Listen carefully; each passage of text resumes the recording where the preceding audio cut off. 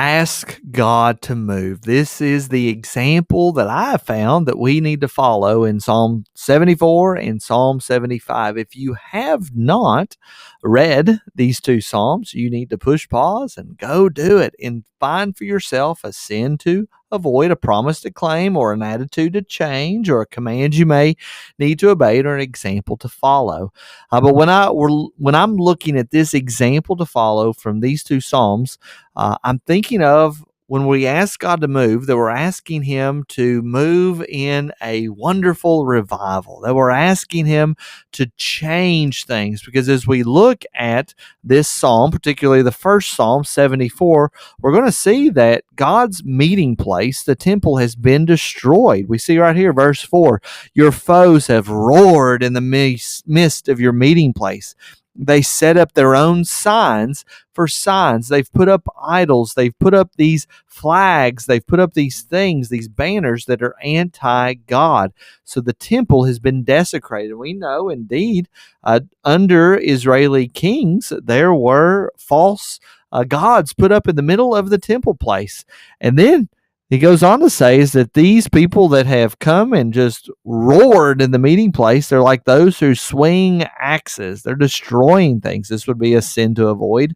They set your sanctuary on fire. So we know that also the temple was destroyed under the Babylonian captivity. Nebuchadnezzar came in and destroyed. So they're saying that they've come in and they've destroyed the meeting place with the Lord. This would be a sin to avoid. But I wonder, how many times have you put your own meeting place with God on fire because you have chosen not to meet with the Lord? Now, I kind of guess if you're a person that's watching this at this point, you are actively engaged. There's not many people that would be watching a Bible video from their pastor unless they were engaging with their Bibles. But there has been times, I'm sure, in your past that you've essentially set the sanctuary on fire because you never met with the Lord. And maybe you can seek to avoid this sin in the future by seeking to meet with the Lord at all times. But here is the example to follow. The prayer is that where the sanctuary destroyed, we say, how long, O God, is the foe to scoff? How long are they going to be in charge?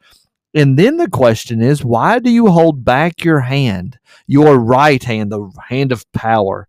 Take it from the fold of your garment. So the image is there of God having the arm inside his coat and just kind of resting it there. But he's saying, no, take it from the fold of your garment and destroy them. Take up the sword and take back your meeting place. This is the desire, the request of asking God to move. And I think it's a example we need to follow today. We need to be asking the Lord to move, to bring back our people to meet with the Lord regularly, that there would be a revival in our churches and in our land. They go back and they think, hey, you're able to crush the heads of Leviathan, that mythical sea creature, the representation of evil, and perhaps even Satan himself. You crushed him. They're not in charge. And so if that was the case, then of course, why would you let the people that are destroying your meeting place go now? And then here's the request: do not deliver the soul of your dove to the wild beast. Arise, O God, defend your cause. Move, bring out your hand, and slaughter the enemy. And then verse 75 is actually kind of a response to 74. These are words from the Lord God. It starts out by saying, we give thanks to you, O God. We recount your wondrous deeds. And then we see he seems to be quoting quotes from the God, words attributed to the Most High. At the set time that I appoint, I will judge with equity. Yes, we are to call on God to move, but we can hear the response of the Lord saying that I'm going to do it at exactly the right time. When the earth totters, it's I who steady its pillars. I'm the one that's keeping things going. And here's the attitude: it is God who executes judgment. For in the hand of the Lord there is a cup. So here's the promise: God is going to take care of all the evil. There's going to be revival in the land for his people. In his hand there is a cup with foaming wine well mixed. He pours it out from it, and all the wicked of the earth shall drain it down to the dregs. The image is that those that are rebelling against the Lord are going to drink the cup of God's anger, and that they're going to stagger around like drunk people. God is going to judge.